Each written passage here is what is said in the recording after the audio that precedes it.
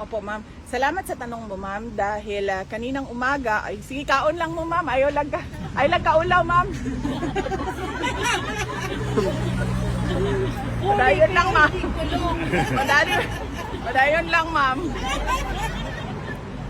Salamat sa tanong mo dahil kaninang umaga, ma'am, meron pong nagpadala sa akin ng photo na mukhang nasa hospital bed si dating Pangulong Rodrigo Duterte at meron siyang hospital tag, 2 band sa kamay niya. So hindi po totoo yung photo na yon. Praise the Lord. Hindi totoo yung photo na yon. Malamang edited yung photo na yon. Ibang pasyente yon.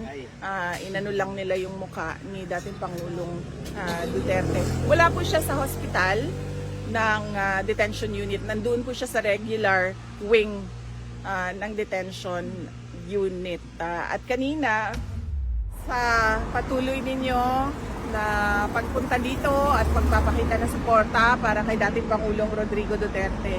At pasasalamat sa mga hindi makapunta dito sa Netherlands pero araw-araw na nag-aabang ng balita patungkol kay dating Pangulong Duterte, lalo na sa ating mga social media personalities, no, na maga, araw, gabi, 24 hours online para lang magbigay ng balita at para depensahan si dating Pangulong Rodrigo Duterte at magpakita ng suporta kay dating Pangulong Rodrigo Duterte. Yung iba sa inyo, inaatake na ng mga kaibigan, inaatake na ng mga trolls, inaatake na ng mga nasa ibang spectrum ng politika natin, pero tuloy-tuloy pa rin yung pagsuporta ninyo.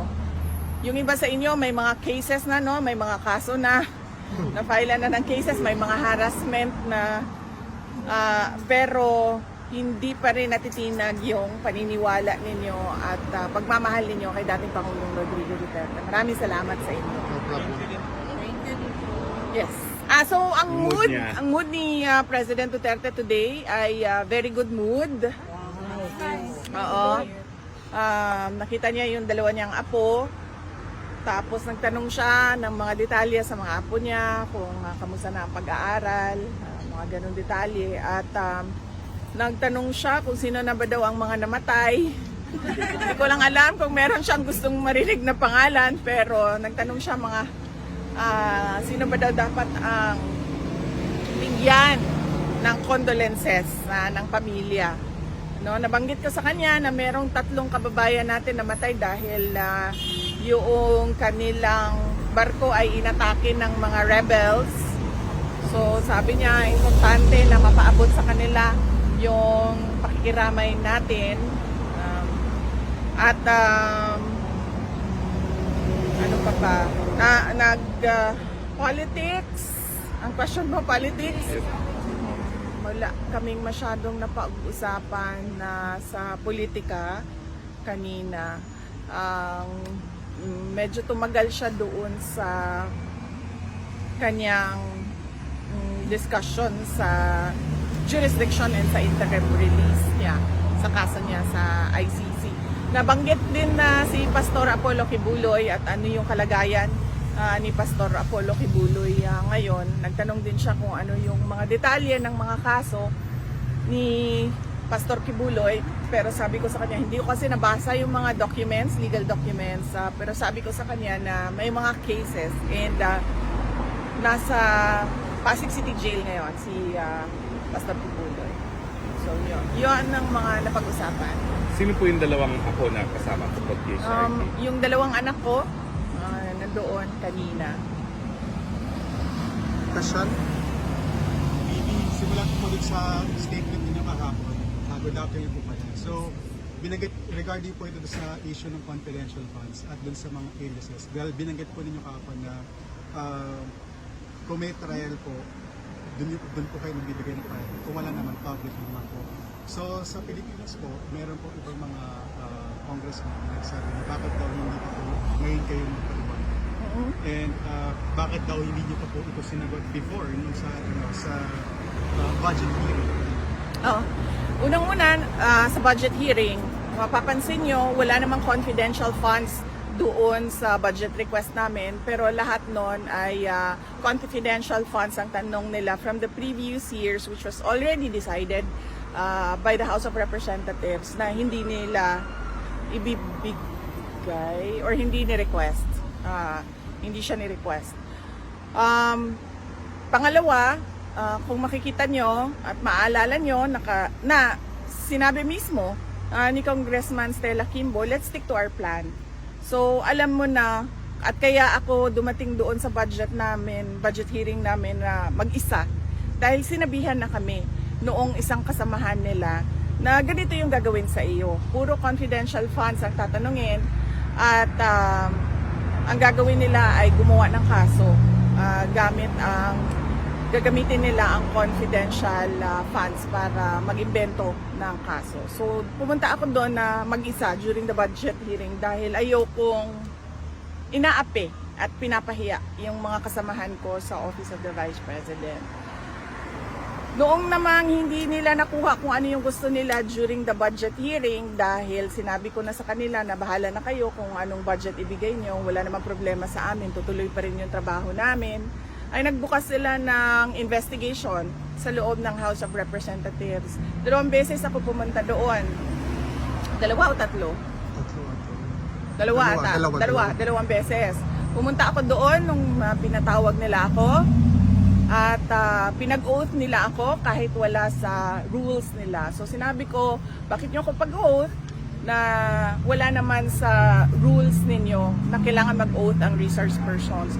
In fact, kung tingnan nyo yung mga ibang hearings ng House na hindi doon sa amin, makikita mo na yung mga resource persons ay hindi talaga pinag-oath.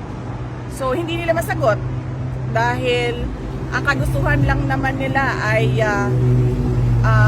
manira, diba? So, hindi nila sinagot, umupo ako doon, sabi nila wala na kaming matatanong sa iyo kasi hindi ka naman nag-oath.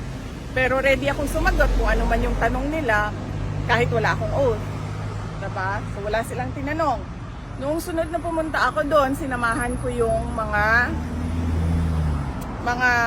invitees nila galing sa Office of the Vice President dahil pinoprotektahan ko lahat ng mga kasamahan ko sa Office of the Vice President. In fact, kung hindi nyo napapansin, marami dyan ang hindi pro-Duterte sa Office of the Vice President dahil karamihan dyan sa kanila ay galing pa sa panahon ni Vice President Binay at Vice President Leni Robredo. So dilawan at pinklawan talaga ang ibang mga tao dyan sa Office of the Vice President. Pero lahat yan pinoprotektahan ko. So sinamahan ko sila doon at pinoprotektahan ko sila. Pero nung sinabihan ako na you cannot speak without taking an oath, so nag-oath ako. Nung nag-oath naman ako, may tanong ba sila kahit isa, Alvin? Wala. Kahit isang tanong, walang tinanong sa akin. So, anong sinasabi nila na hindi ako sumasagot? Sumasagot ako. Pinadalhan kami ng letter ng Commission on Audit dahil sa pagpipilit ni Congresswoman Franz Castro. Sinagot namin. Pinadalhan kami ng letter ulit ng COA, sinagot naman namin. Maayos naman yung sagot ng Office of the Vice President. So, hindi ko alam kung saan nanggagaling ang sinasabi nilang ayaw ko sumagot. Ngayon, ayaw ko sumagot kasi nag-file sila ng impeachment. At sinabi ko, since nag-file kayo ng impeachment, ay doon natin sagutin sa impeachment. Para naman ako, kasi akong tanga, kung magsasalita ako about confidential funds na yon na wala namang dahilan. Unang-una, nag-hearing, nandun ako, walang kahit isang tanong. Ngayon, may impeachment trial, tapos magdi-discuss ako noon sa labas ng impeachment trial. Pag wala nang ibang venue, saka ako magsasalita. My explanations will be in my own time. Hindi sa panahon kung kailan gusto ng mga members of the House of Representatives. Ma'am, naghain ng resolution po si Senator Alan Cayetano asking the government to move for house arrest within the Philippine embassy premises here in Holland, si Tatay Digong. Opo. Your reaction po? Hindi ako makakomment eh. Kailangan ang mag-comment nitong house arrest na ito at resolution ni Senator Alan Peter Cayetano ay yung lawyer ni Pangulong Duterte. So siguro kung isang beses maimbita ninyo si Attorney Nicholas Kaufman to give a comment, mas maganda na siya yung magbigay ng comment dito. VP, on a similar question, what's your reaction to the pronouncement of some congressman who's clearly against you for the revival of the Quadcom 2.0? We are not surprised. Kanina bago ako pumunta dito kaya na-late pa nga ako, nagmamadali kami kasi galing ako sa isang Zoom meeting na hinahanap sa iyo ang laptop, no? Nasa akin ang laptop. So, pinatago ko lang sa iyo. So, kinuha ko na yung laptop ko ulit. Kanina, nasa Zoom meeting kami. Yun ang dinidiscuss namin. No? Kasama ka na Secretary Harry Roque, no? Na hindi ito titigil. So, wag tayo mag-expect na bago yung Congress ay titigil sila sa pangangatake nila. So, tutuloy-tuloy pa rin yung paghahabol nila sa iyo at tutuloy-tuloy yan na tambakan ka nila ng kaso. Yan din yung sinabi ko sa mga ka-meeting ko kanina. Because obviously, ang gusto nila ay burahin ang mga Duterte at mga tao na sumusuporta sa mga Duterte. In fact, kahit nga private individuals ngayon, hindi na immune dahil nakakatanggap na sila ng mga letters galing sa BIR o kung ano man yung pwedeng kahanapan ng pagkakamali sa kanila. Yon. Water mo na, VP. Hindi ito, it's not a surprise. Natutuloy yung harassment. Water mo na, VP. Okay, VP, next question naman. Kasi dun sa mga final ng, dun sa mga nasubmit na documents ng prosecution regarding this sa case for the former president. So, ang expectation ko, or at least ang idea is, by July 1, malalaman na po ng side ng mga, ng defense, kung sino po yung mga witnesses na ipapakita ng prosecution. May idea na po ba kayo kung sino yung mga witnesses dito at ano po yung reaction niyo kung nalaman niyo na po yung mga pangalan nila at yung mga personality nila? Wala pa akong nakita ang listahan ng mga witnesses ng ICC.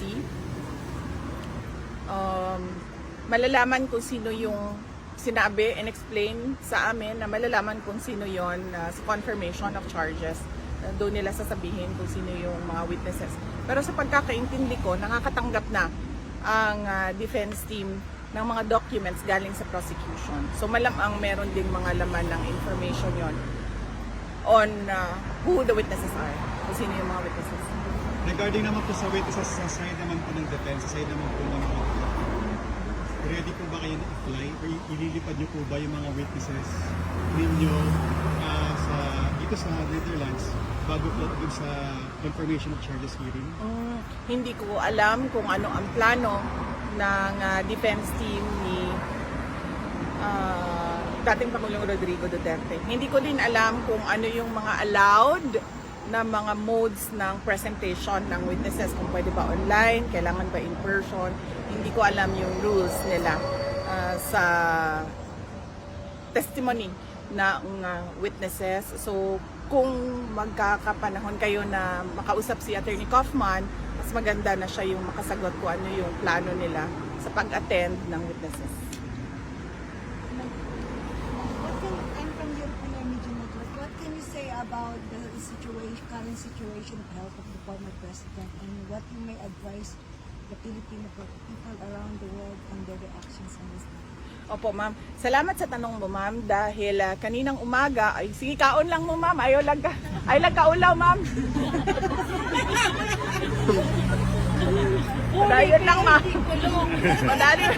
Padayon lang, ma'am. Salamat sa tanong mo, dahil kaninang umaga, ma'am, meron pong nagpadala sa akin ng photo na mukhang nasa hospital bed si dating Pangulong Rodrigo Duterte at meron siyang hospital tag, dalawang band sa kamay niya. So hindi po totoo yung photo na yon. Praise the Lord. Hindi totoo yung photo na yon. Malamang edited yung photo na yon. Ibang pasyente yon. Inano lang nila yung muka ni dating Pangulong Duterte. Wala po siya sa hospital ng detention unit. Nandun po siya sa regular wing ng detention unit. At kanina, naglalakad naman siya mag-isa, albeit may dala-dala siyang tungkod. Oo. May dala-dala siyang tungkod. So clearly, wala siyang sakit na, kumbaga, kailangan niya maging bedridden. Palibasa kasi kumalat na yung umayak siya. Tapos kanina nag-flash din sa kanina lang. Bakit ang pictures tatay dito ang payat? Sabi ko dito siya. Ang galing nilang mag-edit eh. Walang picture na release ang ICC. Ma'am, is there possibility na mag-health bulletin ng ICC on the health of PRRD? Yan ang hindi ko alam. Pwede nating itanong kasama yung kung pwede ba maglabas ng photo. Pwede nating itanong sa lawyer kung pwede nilang i-request yon sa registry sa ICC.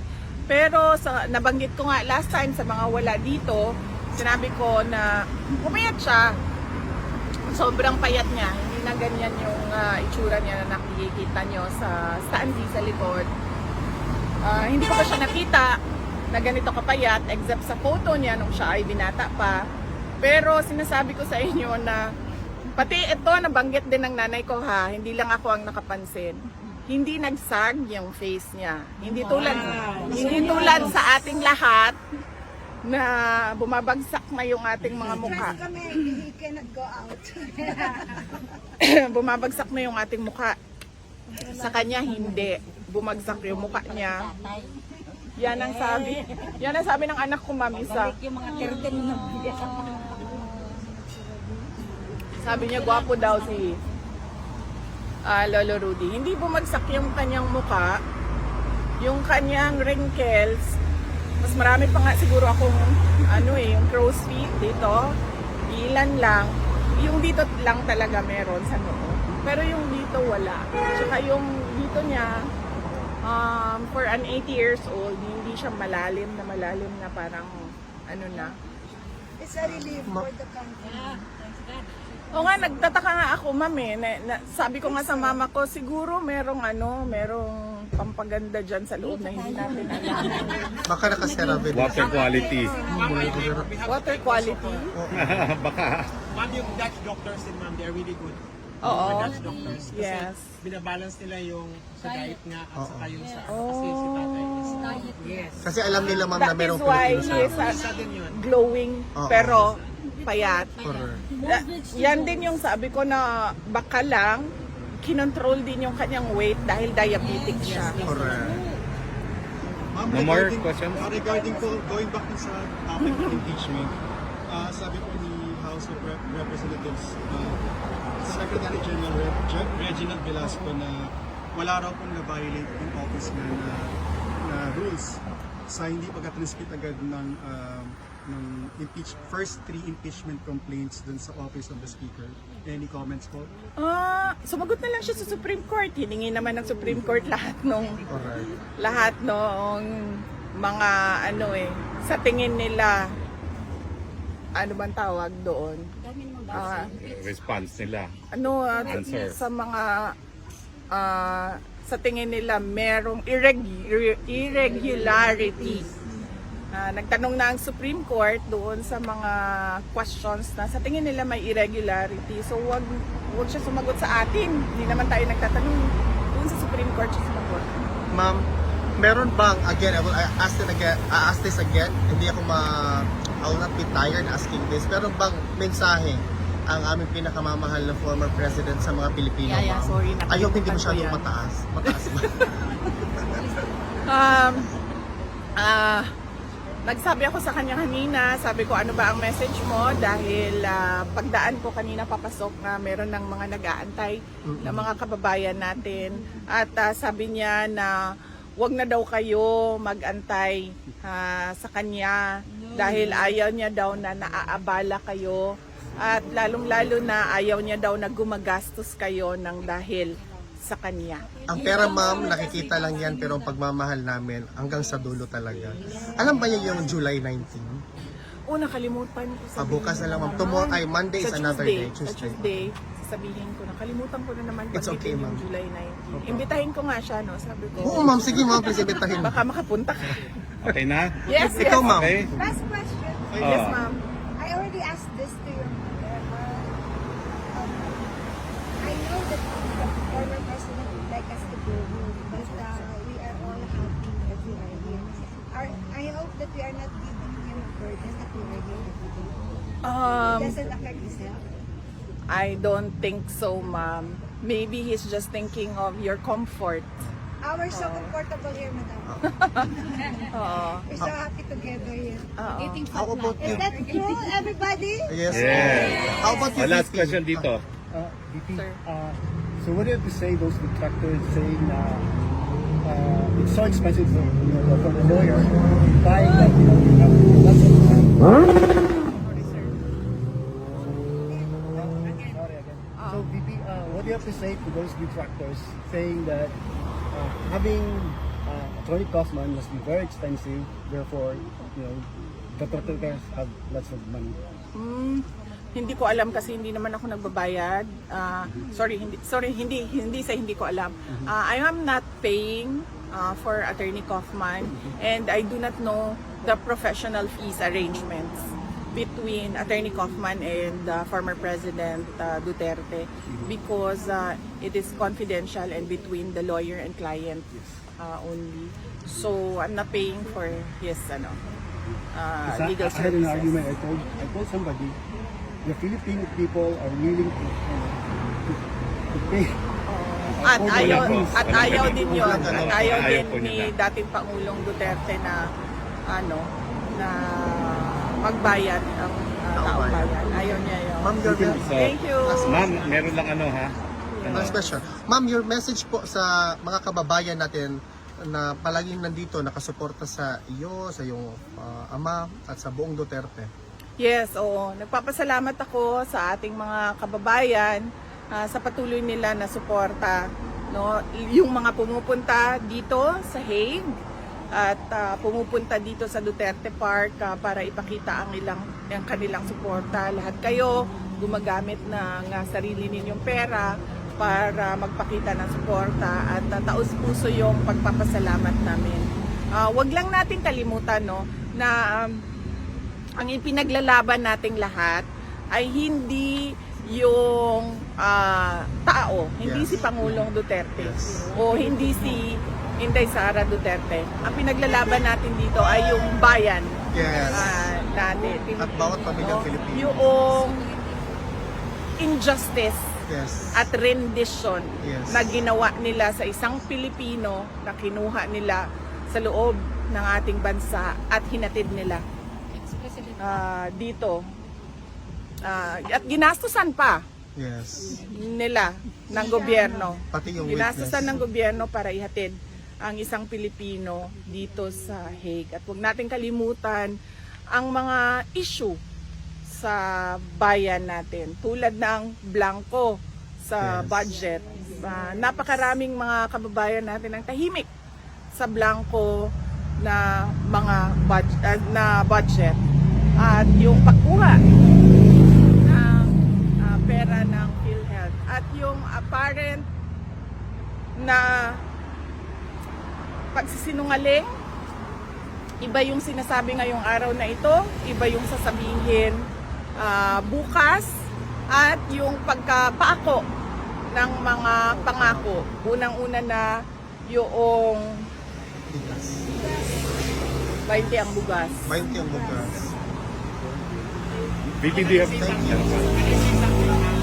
you for giving us hope. Well, yes, lagi sinasabi sa akin, but ang paalala ko lang din sa lahat, hindi ito trabaho ng isang tao lang. Correct. No, trabaho natin itong lahat. Trabaho natin ang ayusin ang ating bayan, Yes. at trabaho natin na paniguraduhin na kung ano yung nakikita natin sa Netherlands Yes. ay makikita natin doon sa ating pinakamamahal na Pilipinas. Thank you, VP. Keep Ma'am, shining you like have a time for star. pictures? Sa schedule lang Oh. po. Ma'am, Yes, last ano po, schedule. sa schedules ko po. So, Opo. confirm na po na pupunta kayo dito ng Tuesday. Meron na po ba Yes, kayo- yes. May confirmation ako sa detention unit ng schedule sa Tuesday, July 15.